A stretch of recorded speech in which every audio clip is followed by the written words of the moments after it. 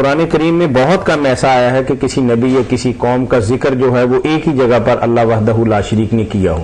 بھائی کا سوال یہ ہے کہ کسی کو بات سمجھانے کے لیے اگر ایک ہی دفعہ ایک بات کو ایک جگہ بیان کر دیا جائے تو کیا زیادہ بہتر نہیں ہے؟ یہ میرے بھائی نے جو سوال کیا یہ سمجھتا ہے قرآن مجید کو ایک تصنیف کتاب کا یہی ہوتا ہے کہ اگر ذکر کرنا آدم علیہ السلام کا بدایا نے آئے ایک جگہ بیان کر دو سارا ختم ہو جائے قصہ. قرآن ایسی کتاب نہیں، نہ اس طرح کی اللہ نے بنائی ہے. یہ سمجھیے یہ لیکچر ہے، خطبہ میں ایسا نہیں ہوتا کہ ساری بات عالم بیان کرے. جتنا ٹکڑا اس کی تقریر سے مناسبت رکھتا ہے، جو موضوع اس نے شروع کیا جتنا حصہ آئے گا حضرت عمر کا حضرت علی کا اتنا وہ بیان کرے گا. دوسری تقریر میں دوسرا ٹکڑا ہوگا، کبھی یہی ٹکڑا کسی اور تقریر میں پھر دہرانا پڑے گا. مگر یہ جو ہے کہ ساری بات یہ تاریخوں میں ہوتی. قرآن پاک تقریروں کی شکل میں اترا ہے کہ رسول اللہ پر خطبہ نازل ہوتا تھا، ضرورت کے مطابق مجمع کھڑے ہو جاتے تھے. یہاں یہ مطالبہ کرنا کہ ساری بات ایک جگہ، یہ آپ کتابیں جو ہیں دوسری بات دیکھتے ہیں. یہ قرآن کا بیان جو ہے یہ تقریری ہے، تحریری نہیں، خطاب ہے کہ مجمع میں لیکچر ہو رہا ہے، جتنا وقت کے مطابق مناسب ہوتا ہے ایسا اتنا بیان کر لیے گا. اب جو بعد میں سمجھنا چاہتا ہے اس کو چاہیے کہ قرآن مجید میں جہاں جہاں یہ ٹکڑے بکھرے ہیں اگر وہ سارا ایک بار پڑھنا چاہتا ہے تو ہمارے لکھ بھی دیے قصص الانبیاء قصص القرآن البدایہ اکٹھے کر لی، وہ اپنا شوق وہاں پورا کرے. تقریر میں کیا مذاق ہے کہ میں حضرت عمر کی پیدائش سے لے کر سارا بیان کرتا ہوں اور تاریخ پر لیکچر دے رہا ہوں. وہاں کو بیان ہو رہا تقویٰ، کوئی بات آ گئی کہ حکومت کے باوجود درویش تھے، ٹکڑا سنا دوں گا پھٹے کپڑے، وہاں جنم سے لے کر آخر تک سناؤ. ایسا کہ آپ لوگ قرآن کے بارے میں سمجھ لیں یہ کوئی کتاب نہیں لکھی گئی، یہ تقریریں ہیں جو مختلف موقع پر نازل ہوئی اللہ کی طرف سے. جیسے حالات تحریک اسلامی کے تھے، کوئی مخالفت کر رہے ہیں، کوئی ساتھی گھبرا رہے ہیں، ضرورت کے مطابق اتنا ٹکڑا کسی نبی کا بیان کر دیا. یہ بات ذہن میں رہے تو کبھی سوال نہیں پیدا ہوتا کہ بار بار کیوں دہرائی گئی بات. کہیں کوئی ٹکڑا کہیں تو جو تقریروں سے واقفوں جانتے ہیں کہ جب لیکچر دیے جاتے ہیں اور ایسے بیان ہوتے ہیں خطبے وہاں مناسب ٹکڑا بیان ہوتا ہے، سارے نہیں بیان ہوتے. کبھی بعد کی بات میں آج کی تقریر میں کر دوں گا، اگلے خطبے میں اس سے پہلے کی ہوگی، وہ مناسب بات ہے نا، وہاں وہی آئے. ہاں جو لوگ نہیں سمجھتے وہ یہ کہتے ہیں کہ یہ جیسے کوئی کتاب لکھنے بیٹھا کر اللہ ایسا ہوتا ہے کہ بزرگ ایک جگہ مسئلے بیان کر رہا نمازوں کی جیسے کہ بعد میں کتابیں بنی، یہ ایسی نہیں ہے. جزاکم اللہ خیر. خراب ہو گیا. جی مولانا، قرآن کریم ہی کے حوالے سے ایک اور سوال ہے کہ بھائی کا سوال پورا پڑھتا ہوں کہ بات واضح ہو جائے گی. وہ کہتے ہیں کہ مولانا صاحب السلام علیکم. وعلیکم السلام. میرا سوال یہ ہے کہ قرآن پاک کو جو ترتیب اس دور کے اندر حاصل ہے میرے ناقص خیال کے مطابق تو یہ ہونا چاہیے تھا کہ جو صورتیں آپ کے ابتدائی دور میں اتری ہیں وہ قرآن کے شروع میں ہونی چاہیے تھی، جو آخر میں نازل ہوئی وہ آخر میں درج ہونی چاہیے تھی. مگر قرآن کریم کی ترتیب بقول ان کے بالکل برعکس ہے. کیا یہ اللہ تعالیٰ کے حکم کے عین مطابق ہے یا نبی کریم صلی اللہ علیہ وسلم کی رائے سے ایسا کیا گیا ہے اور یہ ترتیب رکھی گئی ہے اور اس میں کوئی خاص حکمت ہے؟ وضاحت فرما دیں. جو قرآن مجید کی موجودہ ترتیب ہے یہ کسی نے بعد میں نہیں دی، نہ کسی صحابی کا اس میں کوئی دخل ہے، یہ خود اللہ کے رسول نے یہ ترتیب دی ہے. آپ کی بھی اپنی مرضی اس میں شامل نہیں. جبریل امین علیہ السلام اسی وقت بتا دیتے تھے کہ یہ آیت فلاں صورت میں رکھنے، کبھی تو مکمل ہی صورت ہوتی تھی، کبھی ٹکڑے ہوتے تو بتا دیا جاتا تھا فلاں آیت کے ساتھ اس کو. بالکل جیسے اللہ تعالیٰ نے یہ ذمہ لیا تھا انا علینا جمع ہوا قرآن، آپ فکر مندنا اور رسول کے یاد کرنے کی کوشش کرتے ہیں، بولنے نہیں دیں گے. ہمارا ذمہ ہے کہ ہم اس کو اکٹھا کروائیں اور اس کو پڑھوا دیں. فیضا قرآن فتبع قرآن، جب پڑھوا دیں گے تو پیچھے پیچھے پھر آپ اسی طرح پڑھیں. اس لیے ہر رمضان شریف میں بالکل ترتیب کے ساتھ جو اللہ نے دے دی ہوتی تھی، جبریل علیہ السلام آتے تھے وہ پڑھ کر سارا سناتے تھے، پھر حضور بھی دہراتے تھے، اس کو عرض کہتے ہیں، پیش کرتے تھے ایک دوسرے پر. اور آخری سال جب اطلاع دے دی گئی کہ آپ کا آخری رمضان ہے 2 مرتبہ انہوں نے بھی پورا دہرایا، حضور نے بھی پورا دہرایا. اس لیے یہ ترتیب وہی کے مطابق، اور یہ وہی قرآن ہے جو لوح محفوظ میں تھا، جس طرح اللہ کے پاس تھا لکھا ہوا یہ ہے. باقی جو ٹکڑے اترتے رہے ضرورت کے مطابق وہ میں نے بیان کر دی.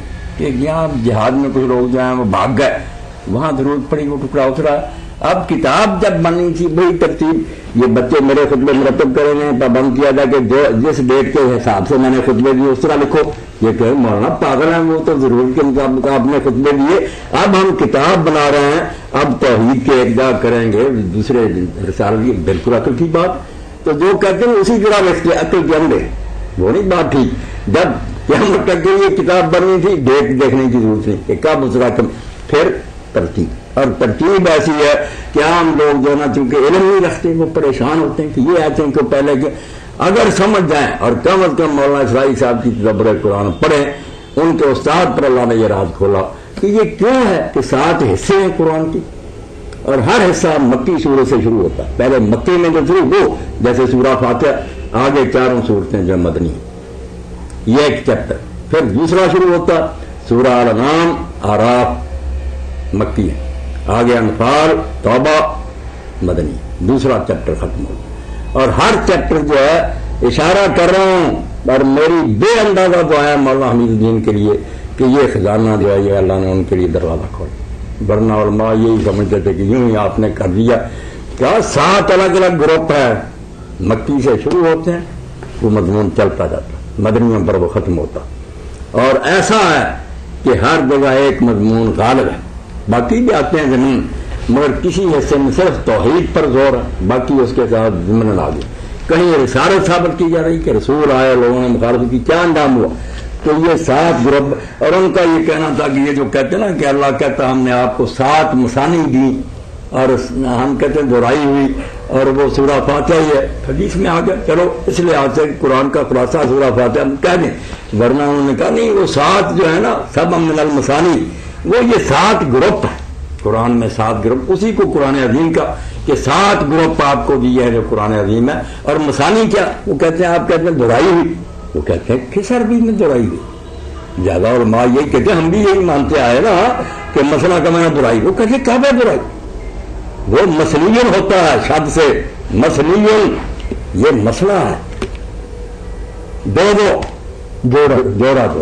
وہ کہتے ہیں جوڑا جوڑا اس لیے ہے کہ ایک صورت میں ایک حصہ دوسری صورت اس کو مکمل کرے, جو ہے نا جوڑے.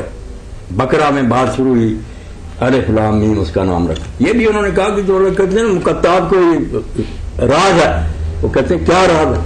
اللہ تعالیٰ ایسی بات اتارتا جو پتہ ہی نہیں, حتیٰ کہ لوگ کہتے ہیں حضور کو بھی نہیں پتا تھا اللہ تھا, کچھ کہتے ہیں نہیں حضور کو پتا تھا. عام وہ کہتے ہیں لوگ چیخ رہا ہوتے, مسلمان بھی اور کافر, کہ کیا کلام ہے جس کو کوئی بھی نہیں سمجھتا, تو پاگل ہے دیوانہ. تو کچھ نہیں تھی بات, صورتوں کے نام تھے. جیسے اور طریقہ نام رکھنے کا, ہمارے یہاں بھی لوگ جانتے ہیں کہ ایک پہاڑ ہے جس کا نام کاف ہے. اب کاف رکھا ہوا اس کا نام, کیا نام ہے پہاڑ کا, اور مانا کیا. ہم کہتے ہیں یہ سورت کون سی ہے, یاسین. یہ کیا ہے, کہا نام دیتے ہیں, حضور نے بھی کہا کہ یاسین پڑھو, نام ہے, نیک رکھ لیا, اس کو گھوڑا کہہ دیا, اس کی اور کیا کسی. اسی لیے کہتے ہیں جہاں یہ سورت شروع ہوتی ہے شروع میں جیسے سبق کا اوپر عنوان ہوتا ہے کہ قائد اعظم یا پاکستان, بات شروع ہونے سے پہلے اللہ کہتا حاضر الف لام میم, کہ یہ سورت الف لام میم شروع ہو رہی, نام لے دیا اس کا.